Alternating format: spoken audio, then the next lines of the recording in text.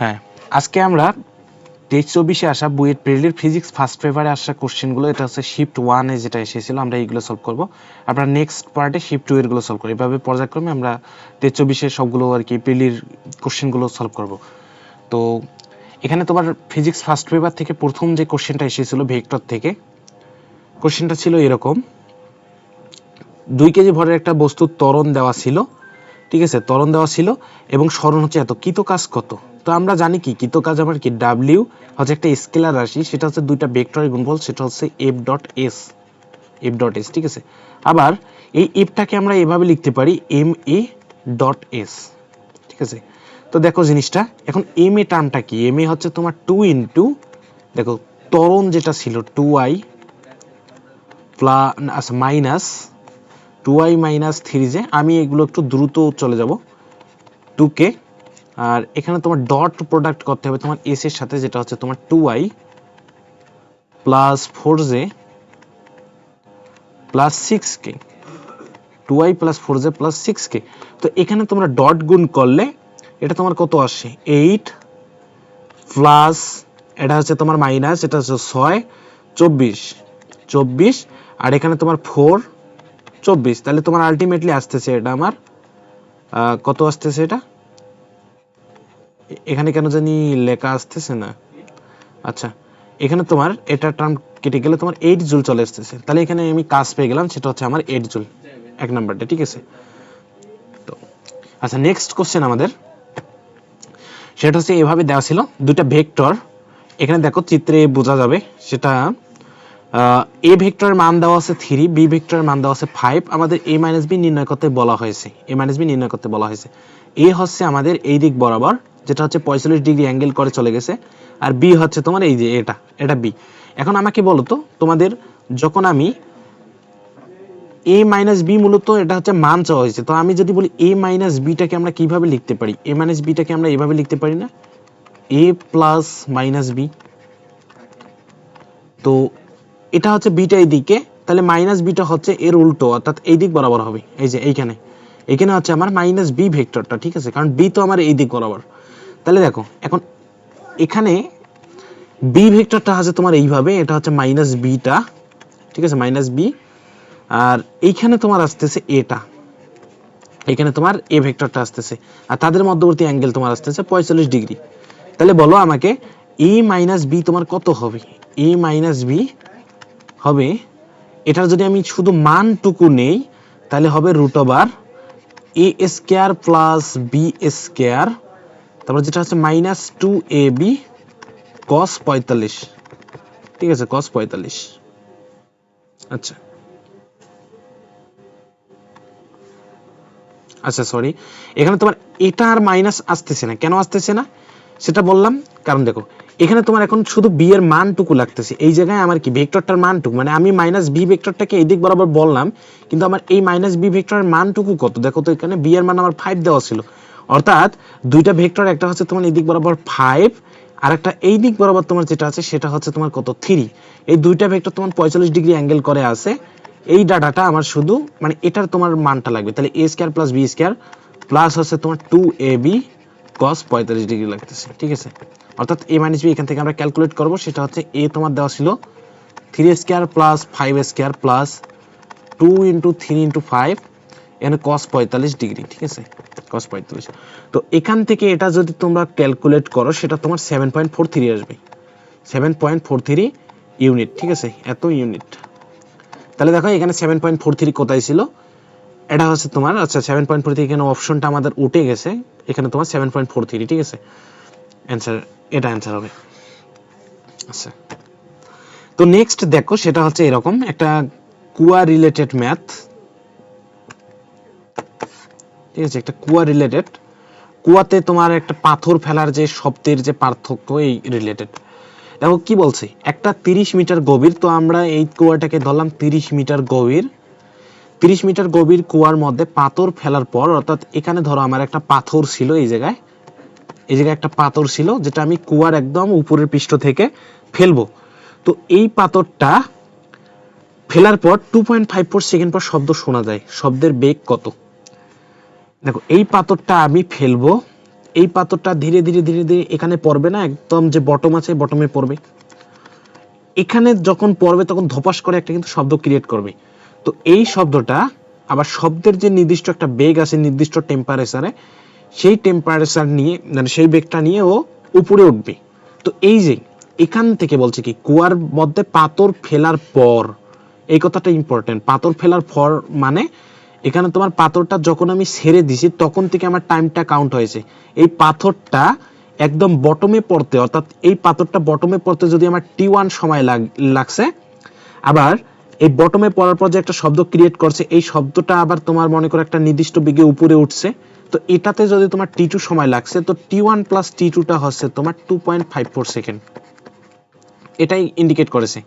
কি ইন্ডিকেট করেছে দেখো, সেটা হচ্ছে একটা বস্তুকে যখন আমি কুয়ার একদম উপরের পৃষ্ঠ থেকে ফেলে দিব, তো বস্তুটা হচ্ছে একদম নিচে নামবে একটা সময় নিয়ে, প্লাস এখানে যখন পড়বে তখন একটা শব্দ ক্রিয়েট করবে, ওই শব্দটা আবার নিচ থেকে উপরে উঠবে। এই টোটাল টাইমটা হচ্ছে তোমার 2.54 সেকেন্ড।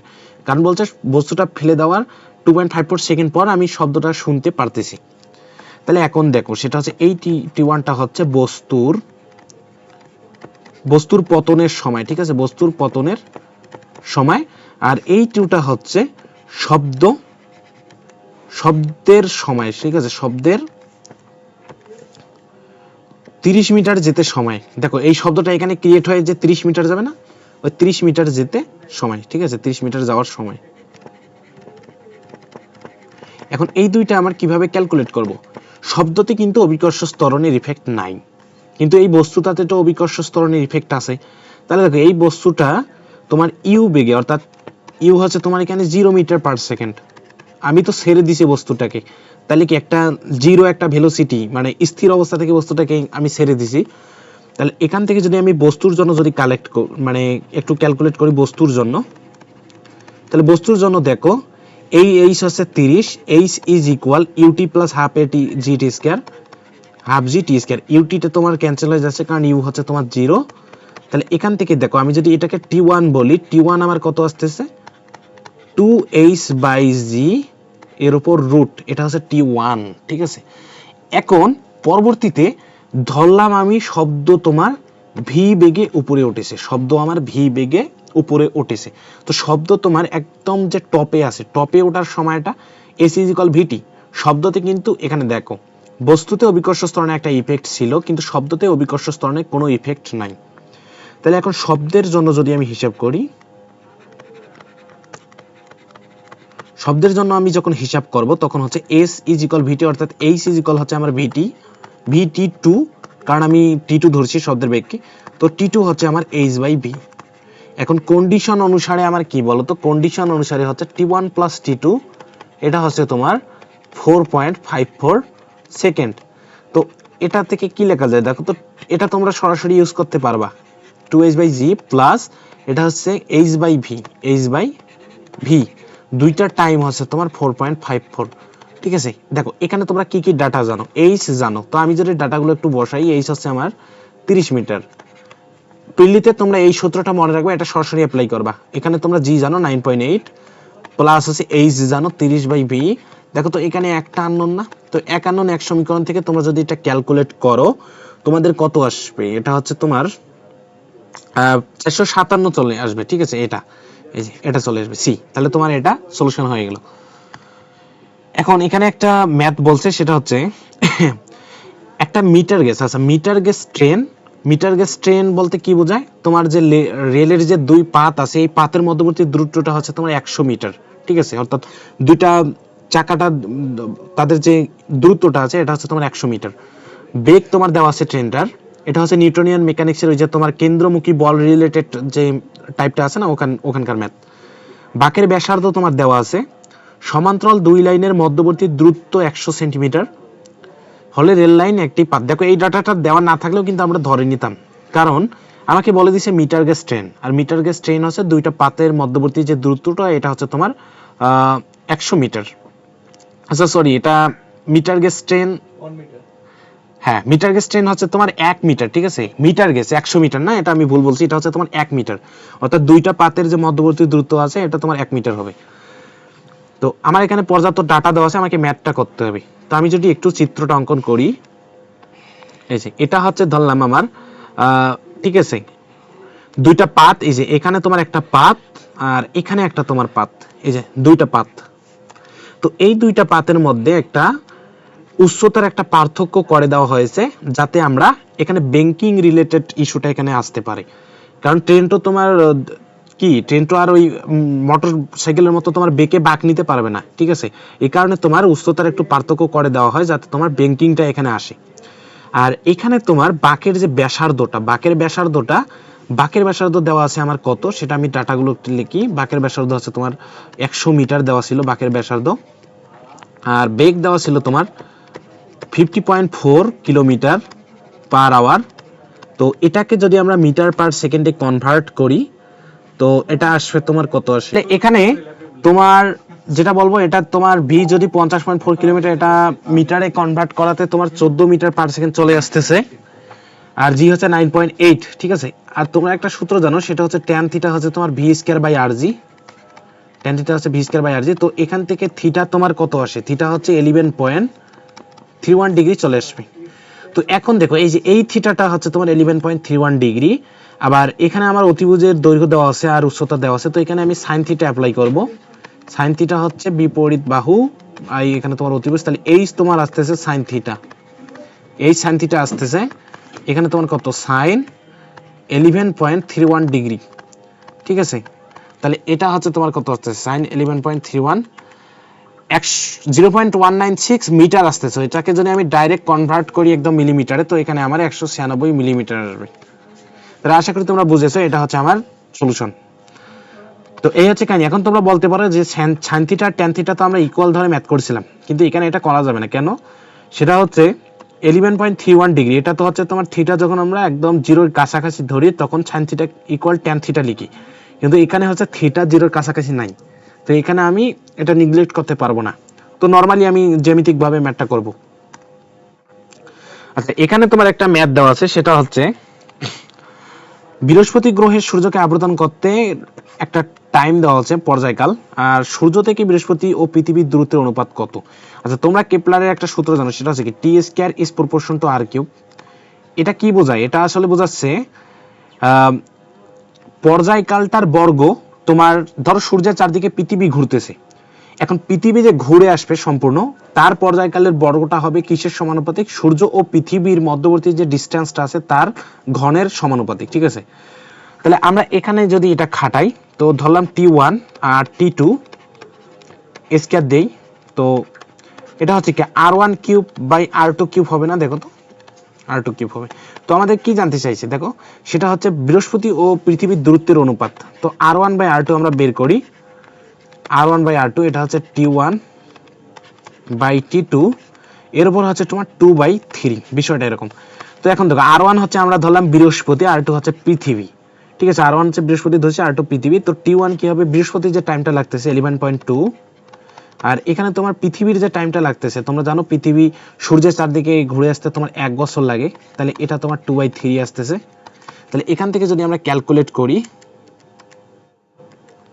তোমার কত আসে? এটা আসতেছে তোমার 5, ঠিক আছে, 5.00 সামথিং আসে। তো আমরা এটাকে সরাসরি 5:1 দিতে পারি। তাহলে এটা আমার যেটা আসতেছে সেটা হচ্ছে 5:1, ঠিক আছে। আচ্ছা, তাহলে এখন হচ্ছে নেক্সট ম্যাথ আমরা যদি দেখি, মহাকর্ষীয় ধ্রুবকের তোমরা মাত্রা জানো, সেটা হচ্ছে এটা বি নাম্বার হবে, এটা বলার কিছু নাই। আচ্ছা, এইখানে দেখো সেটা হচ্ছে T1 T2 T3 বল তিনটি একই সমতলে ক্রিয়া করে, ঠিক আছে। T1 এই যে T1 T2 T3 একই সমতলে ক্রিয়া করে, সাম্যাবস্থা তৈরি করলে T1 আর T2 অনুপাত কত, ঠিক আছে।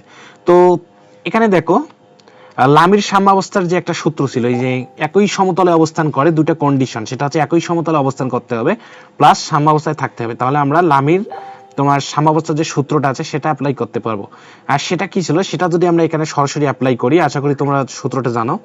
তো এটা কি হবে দেখো, T1 বাই, অর্থাৎ যখন আমি এই বলটা নিব, তখন বাকি যে দুইটা বল আছে তাদের ইন্টারনাল অ্যাঙ্গেলটা নিব। তাহলে এই অ্যাঙ্গেলটা আমার নেওয়া লাগতেছে, এই অ্যাঙ্গেলটা হচ্ছে 180 থেকে এই 30টা বাদ, তাহলে তোমার সাইন 150 ডিগ্রি, ঠিক আছে। আর কি বলছে T2 বলছে, তাহলে আমি T2 নেই, T2 যখন নিব তখন হচ্ছে T1 আর T3 এর মধ্যবর্তী অ্যাঙ্গেলটা, তাহলে দেখো সেটা হচ্ছে 180 মাইনাস 45, ঠিক আছে 180 থেকে 45 তোমার এখানে তোমার 135 sin 135 ডিগ্রি। তাহলে এখান থেকে যদি আমি T1 আর T2 যদি ক্যালকুলেট করি, T1 T2 রেশিও, তাহলে তোমার sin 150 আর এখানে তোমার sin 135, ঠিক আছে এটা তোমার রেশিও করলে আসবে 1:√2, ঠিক আছে 1:√2 আসবে, তাহলে এই যে এটা হচ্ছে তোমার অ্যান্সার। আচ্ছা নেক্সট ম্যাথ আমরা দেখি, সেটা হচ্ছে একটা সরল সন্ধিত স্পন্দনরত কণার সরণের সমীকরণ দেওয়া আছে, কণাটির কম্পাঙ্ক কত। আচ্ছা আমরা যদি আদর্শ সমীকরণটা লিখি তাহলে তোমার y = a sin omega t plus del, ঠিক আছে এটা হচ্ছে তোমার আদি দশা। তো এই সমীকরণের সাথে যদি আমরা তুলনা করি তো দেখো এটা হচ্ছে ওমেগা, তাহলে কি লিখতে পারি, ওমেগা হচ্ছে আমার 6 পাই না, দেখো তো ওমেগা হচ্ছে 6 পাই, আবার ওমেগা আমরা কি জানি, ওমেগা হচ্ছে তোমার 2 পাই f, এটা হচ্ছে তোমার পাই, তাইলে আচ্ছা 6 পাই, তাহলে f তোমার কি আসতেছে, f তোমার 3 আসতেছে, 3 হার্জ, ঠিক আছে f তোমার 3 হার্জ আসতেছে, তাহলে এখানে তোমার 3 হার্জ কোথায়, এই যে আমার অ্যানসার, ঠিক আছে। আচ্ছা আচ্ছা নেক্সট ম্যাথ আমাদের যেটা আসতেছে, দেখো পৃথিবীর ভর দেওয়া আছে, ব্যাসার্ধ দেওয়া আছে, তাহলে গড় ঘনত্ব কত। আচ্ছা তোমরা ঘনত্বের সূত্র জানো, রো হচ্ছে তোমার w/v, আচ্ছা m/v, ঠিক আছে অর্থাৎ ভরকে আমরা আয়তন দ্বারা ভাগ দিলেই পেয়ে যাবো। আর পৃথিবীকে আমরা মোটামুটি একটা গোলক ধরে নেই, আর তাহলে পৃথিবীর তোমার আয়তনটা কি হবে, গোলকের আয়তন 4/3 পাই r কিউব, ঠিক আছে r কিউব, আর এখানে তোমার m যদি হয় পৃথিবীর m, ঠিক আছে m অফ আর্থ।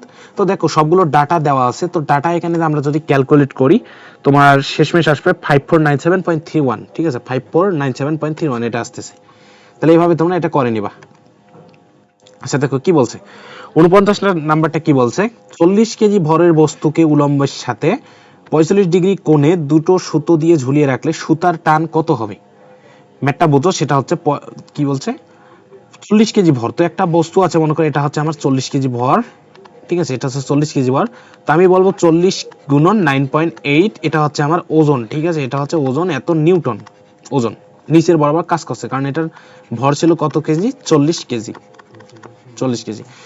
এরপর কি বলছে, বস্তুকে উলম্বের সাথে 45 ডিগ্রি কোণে দুটো সুতো দ্বারা ঝুলিয়ে রাখা হলো, তো আমি ধরলাম এখানে হচ্ছে আমার কোনো একটা ব্যবস্থা আছে যেটাতে আমি বস্তুটাকে ঝুলাবো, আর আমার যে উলম্ব রেখা হচ্ছে আমার এটা হচ্ছে আমার উলম্ব রেখা, তো আমি এই বস্তুটাকে এই যে এইটা দুইটা সুতো দ্বারা ঝুলাই দিচ্ছি, এখানে একটা আর এখানে একটা, ঠিক আছে এখানে একটা, দেখো উলম্বের সাথে 45 ডিগ্রি কোণ করে, এখানে হচ্ছে তোমার 45 ডিগ্রি, এখানে হচ্ছে আমার 45 ডিগ্রি, দুটো সুতো দ্বারা ঝুলাবো।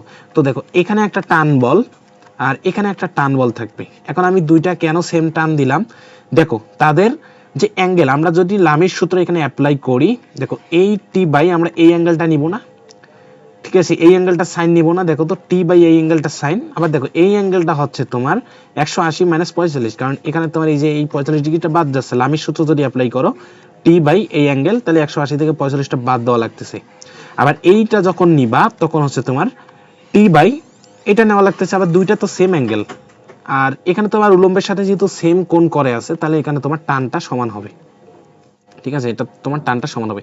তো এখন দেখো আমরা যদি বলের সাম্যাবস্থার সূত্র খাটাই, সেটা হচ্ছে উপরে নিচে, ঠিক আছে উপরে নিচে যদি আমি বলের সাম্যাবস্থার সূত্র খাটাই, আমি যদি একটু সাইন দ্বারা বুঝাই, সেটা হচ্ছে উপরে নিচে বলের সাম্যাবস্থা। দেখো উপরে তোমার কি কি বল আছে, এটা তোমার টি ছিল, এখানে টি cos 45, দেখো এই বলটার উপরের দিকে উপাংশ হচ্ছে টি cos 45 ডিগ্রি, প্লাস এই বলটার তোমার উপরের দিকে উপাংশ হচ্ছে টি cos 45 ডিগ্রি, এই দুইটা মানে উপরে তোমার এই দুইটা একত্রে কাকে নালিফাই করে দিচ্ছে, দেখো তো এই নিচের দিকে যে ডাব্লিউটা ছিল এটাকে না 40 × 9.8, ঠিক আছে তাহলে এখান থেকে দেখো আমি কি লিখতে চাই, 2t cos 45 ডিগ্রি মান তো তোমার 1/√2 ইকুয়াল হচ্ছে 40 গুণন 9.8, তো এখান থেকে আমার টি কত আসে, এখান থেকে তোমার যদি টি ক্যালকুলেট করো এখানে 277.186 নিউটন চলে আসবে, ঠিক আছে এটা চলে আসবে, তাহলে এইভাবে তোমরা জিনিসটা ক্যালকুলেট করতে পারো, ঠিক আছে। এখন আমরা নেক্সট ম্যাথ দেখব, যেটা হচ্ছে কোনো একদিন বায়ুর আপেক্ষিক আর্দ্রতা 75%, শিশিরাঙ্ক হচ্ছে 10 ডিগ্রি সেলসিয়াস, শিশিরাঙ্কে সম্পৃক্ত বাষ্পচাপ দেওয়া ছিল। ওই দিন ওই তাপমাত্রায় সম্পৃক্ত বাষ্পচাপ কত? তো শিশিরাঙ্ক আপেক্ষিক আর্দ্রতা কি জানো তোমরা? আপেক্ষিক আর্দ্রতা হচ্ছে কি? আপেক্ষিক আর্দ্রতা হচ্ছে শিশিরাঙ্কে সম্পৃক্ত বাষ্পচাপ। উপরে থাকে তোমার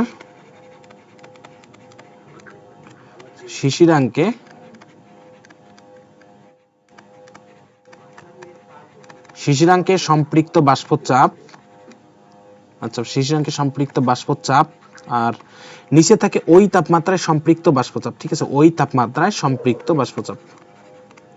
আরে কি লিখতেছি, আচ্ছা ওই তাপমাত্রায়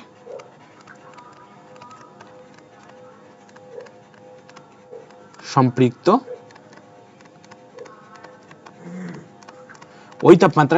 বাষ্পচাপ ইনটু 100 যদি আমরা পার্সেন্টেজে নেই বিষয়টা। তাহলে দেখো এখানে কি দেওয়া ছিল, এইটা আমাদের কত দেওয়া ছিল 75, ঠিক আছে 75 দেওয়া ছিল। আর শিশিরাঙ্কে সম্পৃক্ত বাষ্পচাপ দেওয়া ছিল শিশিরাঙ্ক 10 ডিগ্রি, শিশিরাঙ্কে সম্পৃক্ত বাষ্পচাপ হচ্ছে 13.64। আর এইটাকে আমরা নরমালি ছোট হাতের এফ দ্বারা প্রকাশ করি, আর এটা হচ্ছে বড় হাতের এফ। ঠিক আছে, এটা হচ্ছে 100 ইকুয়াল হচ্ছে তোমার 75। আচ্ছা ঠিক আছে, তাহলে এখান থেকে কি ক্যালকুলেট করা যায়? দেখো এফ হচ্ছে তোমার কত আসে, আচ্ছা 6 × 100/75। আচ্ছা এখানে তোমার আসবে 18.186, 18.16, আচ্ছা 19। ঠিক আছে, এই যে এটা মিলিমিটার, তাহলে 18.19 মিলিমিটার। এখানে ইউনিট নিয়ে তোমার মাথা ব্যথা হবে না, কারণ দুইটা হচ্ছে তোমার রেশিও ইন্ডিকেট করতেছে। তো দেখো এই যে এখানে তোমার দুইটা রেশিও, তো এখানে ইউনিটটা এখানে ম্যাটার করতেছে না। আচ্ছা দেখো এখানে কি বলছে, গোলকের ব্যাসার্ধ পরিমাপে শতকরা ত্রুটি 2% হলে আয়তন পরিমাপে শতকরা ত্রুটি কত? আচ্ছা আয়তন হচ্ছে তোমরা জানো সেটা হচ্ছে ভি হচ্ছে 4/3 পাই আর কিউব। তো এটা নরমালি যখন আমরা আয়তন ত্রুটি নির্ণয় করতে যাব তখন হচ্ছে তোমার ব্যাসার্ধের ত্রুটি দ্বারা এটা কিভাবে বের করা যায়। যদি আমরা বলি আয়তন ত্রুটি হচ্ছে তোমার ডেল ভি বাই ভি, এটা হচ্ছে কি আয়তনের সাপেক্ষে তোমার কতটুকু পরিবর্তন হয় পরিমাপে, এটা হচ্ছে ডেল ভি দ্বারা বোঝায় যে পরিমাপে কতটুকু পরিবর্তন, সেটা হচ্ছে কিসের সাপেক্ষে? আয়তনের সাপেক্ষে। ঠিক আছে, এই পার্সেন্টেজে যদি প্রকাশ করে সেটা হচ্ছে 100%, অথবা না করলে এটা এইভাবেই। ঠিক আছে, এটা হবে তোমার এই যে কনস্ট্যান্ট গুলো আছে এগুলো আমরা একদম বাদ দিব, এগুলো বাদ। আর এখানে যে এই যে পাওয়ারটা আছে না, পাওয়ারটা তোমার সামনে চলে আসে, আর এখানে তোমার ডেল আর, এটা হচ্ছে আর, এরকম হয় আর কি। জিনিসটা এরকম, সেটা হচ্ছে আয়তনের যখন আমরা ত্রুটিটা নির্ণয় করতেছি তখন ডেল বি বাই বি নিচ্ছি, আর এখানে তোমার এই কনস্ট্যান্ট যে পার্টটা আছে এটা বাদ, পাওয়ারটা আমাদের এখানে সামনে থাকবে। ইভেন পাওয়ারটা মাইনাস থাকলেও আমরা পজিটিভটা নেই। ঠিক আছে, মানে এখানে মডুলাস দেওয়া যায় আর কি, মডুলাসের মতো। আর এখানে তোমার ডেল আর বাই আর, তাহলে এখান থেকে তোমার 3 ইন্টু ডেল আর বাই আর কত দেওয়া ছিল 2%। ঠিক আছে 2%, তো এটা হচ্ছে তোমার 6%। তো এটা হচ্ছে তোমার 100 দ্বারা গুণ, দুই সাইডে গুণ করলে তো দুটো ক্যান্সেল হয়ে যাচ্ছে, এই কারণে এটা তোমার এত বেশি আর কি সমস্যা না। ঠিক আছে, এটা তো তাহলে তোমার 6%। আচ্ছা নেক্সট কোশ্চেন, এটা হচ্ছে ভেক্টর তিনটি সমতলীয় হলে এ এর মান কত? ঠিক আছে, সমতলীয় হলে এ এর মান কত? এখন সমতলীয় ভেক্টরের ক্ষেত্রে তোমরা একটা বিষয় জানো, সেটা হচ্ছে সমতলীয় হলে আয়তন 0 হয়। তোমরা যেটা বিষয় জানো সেটা হচ্ছে সমতলীয় হলে আয়তন 0, আয়তন 0। আর তিনটা ভেক্টর দেওয়া থাকলে আমরা আয়তন কিভাবে নির্ণয় করি? এখানে দেখো তিনটা ভেক্টর দেওয়া আছে না, একটা দুইটা তিনটা ভেক্টর থাকলে আমরা আয়তন নির্ণয় করি, সেটা হচ্ছে যে কোনো একটা ভেক্টরের সাথে অপর দুইটার ক্রস গুণফল আমরা ডট গুণ করি। ঠিক আছে, যে কোনো একটা ভেক্টরের সাথে অপর দুইটার ক্রস গুণফল আমরা ডট গুণ করি। তাহলে আমরা যদি বলি প্রথমটাকে যদি আমি এ ধরি, এ ডট এভাবে লেখা যেতে পারে। ঠিক আছে, বি ক্রস সি, অর্থাৎ বি আর সি কে আমরা যখন ক্রস করব, বি আর সি কে ক্রস করে এর সাথে ডট গুণ করে এই টার্মটাকে আমরা 0 ধরবো, এটা হচ্ছে আমাদের আয়তন নির্দেশ করে। আর কোন একটা মানে তিনটা ভেক্টর যখন এই যে এটা হচ্ছে ভেক্টর একটা, ধরো এটা একটা ভেক্টর, কারণ আরেকটা ভেক্টর যদি এরকম থাকে তাহলে দেখো এখানে একটা কিন্তু আয়তন তৈরি হয়ে যাচ্ছে। আর তিনটা ভেক্টর যখন সমতলীয় থাকবে তখন কিন্তু আয়তন তৈরি হচ্ছে না, এখানে শুধু ক্ষেত্রফল একটা তৈরি হওয়ার একটা চান্স আছে। ঠিক আছে, তাইলে এটা নির্দেশ করতেছে যে তিনটা ভেক্টর যদি তোমার সমতলে, সেটা প্রুভ করার যে কন্ডিশন সেটা হচ্ছে দুইটা ভেক্টরকে আমরা ক্রস গুণফল করব, তার সাথে অপর ভেক্টরটা আমরা ডট গুণ করব। তো এটা হচ্ছে যদি আচ্ছা বি আর সি যখন আমরা ক্রস গুণ করব এটা তোমার 0 আসবে, ঠিক আছে, এটা 0 আসবে। এই কন্ডিশন থেকে আমরা যদি এর ভ্যালুটা ক্যালকুলেট করি, আচ্ছা বি সি যখন আমরা ক্রস করব তাহলে এইভাবে দেখো, সেটা হচ্ছে বি সি, আগে আমরা এটা নির্ণয় করি বি ক্রস সি। তো বি ভেক্টর আমরা ধরলাম এটা 4, আচ্ছা 3 মাইনাস 4, আচ্ছা সরি আচ্ছা বি সি আমরা নির্ণয় করতেছি, তাহলে আই জে কে, আর এখানে হচ্ছে তোমার 4 মাইনাস 2, এটা হচ্ছে 1, ঠিক আছে, 4 মাইনাস 2 1, আর এখান থেকে 1 2 মাইনাস 3, ঠিক আছে এটা। তো এই টার্মটার সাথে যখন আমরা এ ভেক্টরটা ডট গুণ করে দেব, ঠিক আছে, এটা হচ্ছে ডট গুণ, দেখো ডট গুণ হচ্ছে তোমার বিনিময় বিধি মেনে চলে, অর্থাৎ এ ডট বি যা, আবার বি ডট এও কিন্তু তা, ঠিক আছে। এর সাথে আমরা এটা ডট গুণ করব 3i মাইনাস 4j প্লাস এ কে, ঠিক আছে, প্লাস এ কে। তো এইটা যখন আমরা করব, এটা যেহেতু আয়তন 0 হচ্ছে আমরা এটা দেব। তো এরপর এইটা ক্যালকুলেট করার পর, আচ্ছা এখান থেকে যদি তোমরা মানে এটা এখানে একটা ভেক্টর পাবা, তারপর এর ডট গুণ করবা, দেখবে একটা টার্ম আসবে, ঠিক আছে, শুধু একটা আননোন থাকবে, সেটা হচ্ছে এ। এখান থেকে যদি এ ক্যালকুলেট করো তোমরা পেয়ে যাবা কত, 4 পেয়ে যাবা আর কি। এটা একটু বাছাই করে নিবে, ঠিক আছে, এটা তাহলে তোমার आंसर আছে 4। আচ্ছা দেখো, সূর্য ও পৃথিবীর মধ্যবর্তী দূরত্ব আর, পৃথিবীর পর্যায়কাল টি হলে সূর্যের ভর কত? আচ্ছা তোমরা একটা সূত্র জানো, সেটা হচ্ছে পর্যায়কালের সূত্রটা এরকম, ঠিক আছে, টি ইজ ইকুয়াল, আচ্ছা ধরি আগে, এটা হচ্ছে তোমার সূর্য, ঠিক আছে, এটা হচ্ছে সূর্য, আর ধরলাম এর হচ্ছে তোমার, এটা হচ্ছে তোমার পৃথিবী, ঠিক আছে, পৃথিবী। তো এই সূর্যের ভর হচ্ছে তোমার এম, পৃথিবীর ভর হচ্ছে ধরলাম আমি ছোট হাতের এম, আর তাদের মধ্যবর্তী দূরত্ব যেটা, সেটা আমি ধরলাম তোমাদের কত, আর, ঠিক আছে, আর। তো এখানে তোমার পৃথিবী যে সূর্যের চারদিকে ঘুরে আসবে, মানে এই পৃথিবী সূর্যের চারদিকে ঘুরে আসবে, এটা তোমার পর্যায়কালটা হবে T is equal 2 pi root over R cube by G. M হবে না, এই ছোট হাতের এম হবে না, বড় হাতের এম, অর্থাৎ যাকে কেন্দ্র করে ঘুরতেছে তার ভরটা এখানে নিব, ঠিক আছে। তাহলে এখান থেকে দেখো তো, তাহলে সূর্যের ভরটা আমরা ক্যালকুলেট করতে পারি কিনা, তাহলে দেখো টি বাই টু পাই তার উপরে স্কয়ার, ঠিক আছে, এটা হচ্ছে জি এম, এখানে তোমার আর কিউব।